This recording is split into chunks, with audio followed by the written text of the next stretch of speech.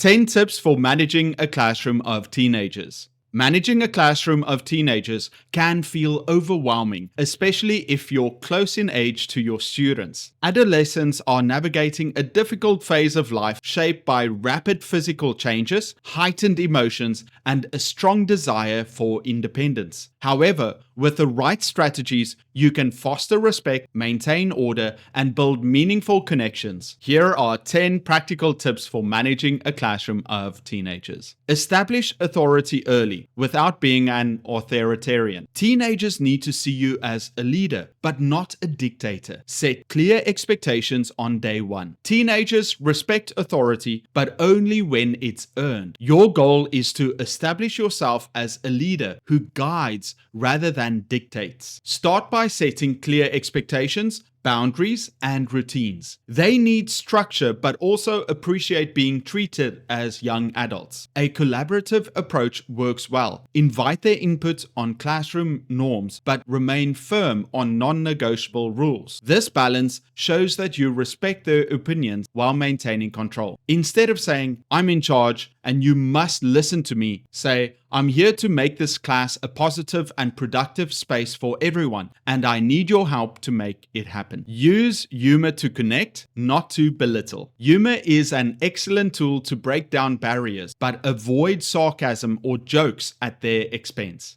Humor can help build a positive rapport with students, breaking down barriers and creating a relaxed atmosphere. However, it's crucial to use humor appropriately. Avoid sarcasm or comments that could be misinterpreted as insults, as teenagers are highly sensitive to criticism, especially in front of their peers. Self-deprecating humor can make you seem relatable, but don't overdo it, as this could undermine your authority. Humor should serve to connect, not alienate. If a student is distracted, you might say, "Oh, looks like the text is really captivating. Can I get a summary after class?" This redirects their behavior without escalating tension. Teenagers often seek approval from peers and authority figures. Light-hearted humor shows you're approachable. Show empathy for their developmental stage. Understand that hormones and brain development can make teenagers impulsive, moody, or defensive. Teenagers are navigating rapid changes to their bodies and brains, leading to heightened emotions and impulsivity. Understanding that their behavior often stems from these changes helps you approach situations with empathy. For example, a teenager's outburst might reflect frustration or embarrassment rather than disrespect. Instead of reacting defensively, acknowledge their feelings and offer a way to address the situation constructively. This shows that you see them as individuals, not just students. I get that you're frustrated, and that's okay. Let's figure this out together. An extra idea is to share small anecdotes about your own teenage years to show relatability. Be consistent and fair. Teenagers quickly spot and react to inconsistency. They will respect you more if they know what to expect. Consistency is critical for managing a classroom. Teenagers are quick to notice and challenge unfair treatment or favoritism. Ensure your rules are applied equally to everyone. Consistency builds trust and reduces opportunities for conflict. Being fair doesn't mean being lenient. It means being transparent about your decisions and explaining the reasoning behind them. This approach fosters respect and reduces the likelihood of pushback. If you enforce a rule for one student, ensure that it applies to everyone. If someone says, "But they did it too," respond with, "You're right, thank you for pointing that out. I'll address it." You could use a reward system that celebrates positive behavior. For instance, give points or privileges for consistent participation. Speak their language, but stay professional. You don't need to use their slang, but knowing what's popular in their world can help bridge the gap. Teenagers are heavily influenced by popular culture and trends. While you don't need to adopt their slang or interests, showing an awareness of what matters to them can build bridges. For instance, referencing current events, trends, or hobbies in your examples can make lessons more engaging. This shows you respect their world and are willing to meet them halfway. However, always maintain a professional tone to ensure your role as authority figure remains clear. You could reference a popular movie, meme, or a game that can catch their attention. All right, everyone, let's not rage quit on this math problem. Stick with it. Handle disruptions with calm authority. Never match their volume or anger. Speak calmly and directly to diffuse situations.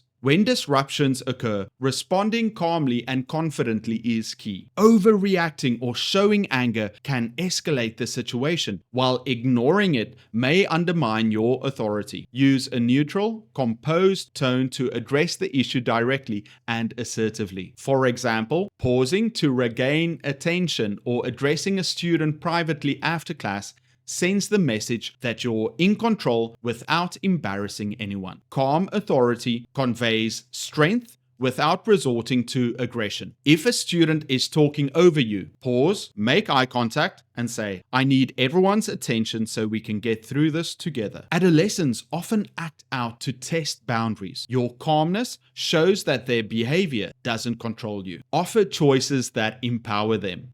Teenagers crave autonomy and often resist authority that feels oppressive. Offering choices within a structured framework can help them feel empowered. For instance, allowing them to choose between 2 assignments or decide on group roles during projects gives them a sense of ownership. This strategy encourages accountability and reduces resistance since they feel involved in the decision-making process. Choices should always align with your overall goals for the class. Would you rather work on this alone or with a partner? Or you could either finish this now or during break. It's your call. Use project-based learning that allows them to choose topics they're passionate about. Use positive reinforcement. Highlighting their strengths builds self-esteem and motivates better behavior. Teenagers thrive on recognition and validation, especially from adults they respect. Positive reinforcement can be as simple as verbal praise or acknowledgement of effort.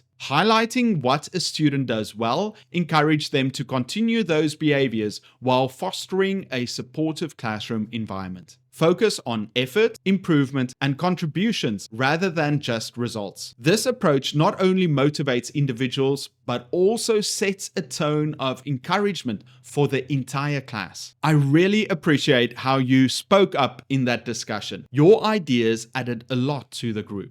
Address misbehavior privately. Avoid public confrontations that can escalate or embarrass the student. Publicly calling out a student can lead to defensiveness or embarrassment, making the situation worse. Instead, address issues privately whenever possible. A private conversation allows you to discuss behavior without the added pressure of an audience, making the student more likely to respond positively. This approach also shows that you respect their dignity, which is crucial for maintaining a good relationship. If a student is disruptive, quietly ask them to step outside and say, "What's going on today? How can I help?" This approach respects the need for peer approval while addressing the behavior. Build relationships outside of discipline. Students are more likely to respect and cooperate with teachers they like and trust. Building trust and rapport with teenagers requires more than enforcing rules. Showing genuine interest in their lives by asking about their hobbies, attending their events,